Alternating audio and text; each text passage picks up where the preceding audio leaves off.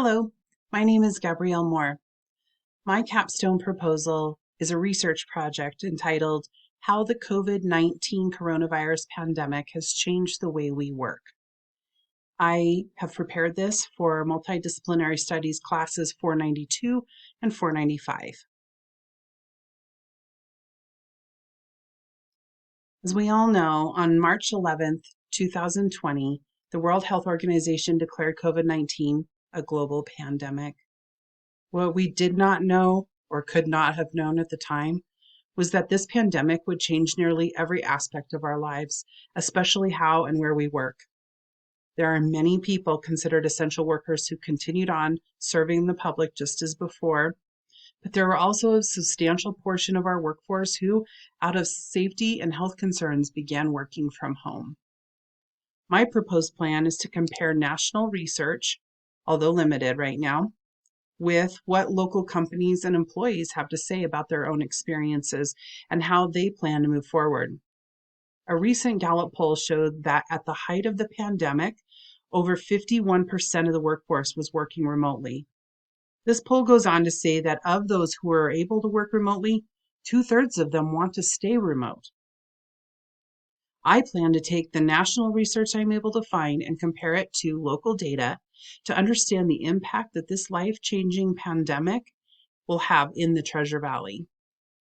By synthesizing all this information, my hope is that my project will serve to create one resource of many that local organizations and their employees can use as they make their future employment decisions.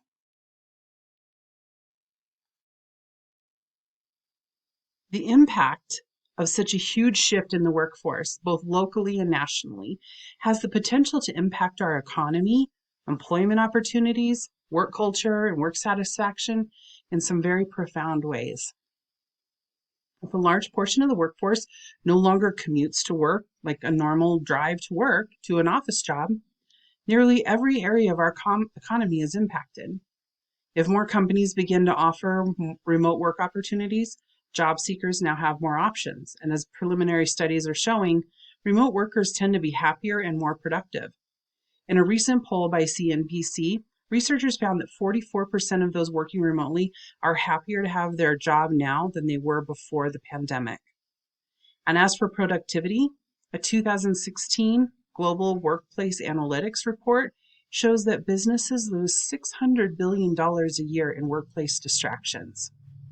Understanding what we have been through in this past year, what companies have had to do to stay in business, and how we can take those changes and make our workplaces better is crucial to knowing how to move forward.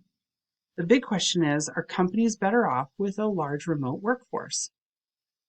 In the past year, we have learned that not every meeting needs to happen in person. This has the potential to impact the business travel industry. If less people are going to work, their clothes shopping habits change. If companies have less employees on site, their commercial real estate needs change and their overhead shrinks. If companies can hire more remote workers, companies and employees will have more choices in both who to work for and where they live.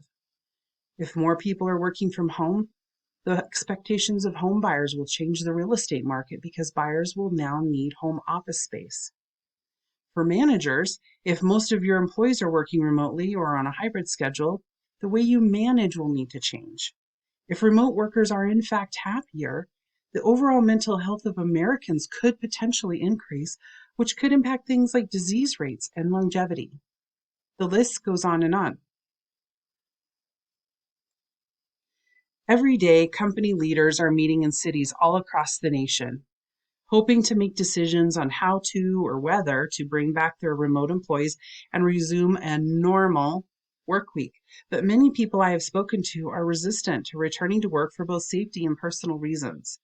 With my project, I believe both local companies and the local employees and the companies they work for will have the metrics and research to make better informed decisions. Because I'm specifically looking at what happened during the pandemic, there is limited data available, but I have been able to locate a few national surveys and articles thus far. Locally, I have already spoken to the HR manager at HealthWise, a mid-sized local health information provider. They surveyed their employees, and of the 207 respondents, they found that 43% of them want to remain remote, and 44% of them want to have a hybrid schedule. I would like to find at least two more, maybe more local contacts of mid to large size businesses that I could interview.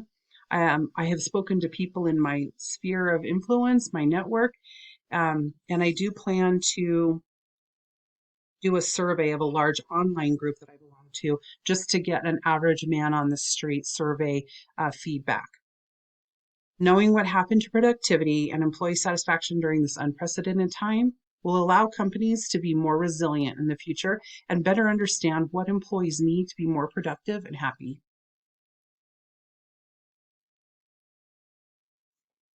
Just prior to the pandemic, I was laid off from my corporate job. And because of that experience, I am just not sure I want to return to the corporate world.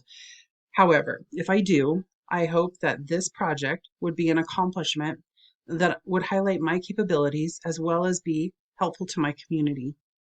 In this process of speaking to and interviewing stakeholders, I hope to network with other community members and leaders and hopefully make some valuable connections. I would hope that my research would contribute to the process that will evaluate this shared experience, provide information and reflection, which will hopefully lead to new ideas and ways of looking at things, which will then provide the validation, allowing some experimentation of what our post-COVID work world will look like. The COVID-19 pandemic has been such a remarkable time, frightening, but communal. We've all been through the same thing together. The effects of this lesson, the lessons learned from these historical events, will certainly be topics for discussion and research for many years to come.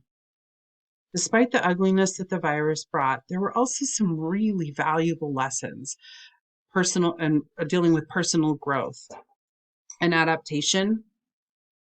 There is the potential for each of us, both individuals and organizations, to emerge from this pandemic stronger, wiser, and more resilient if we listen to each other. Thank you.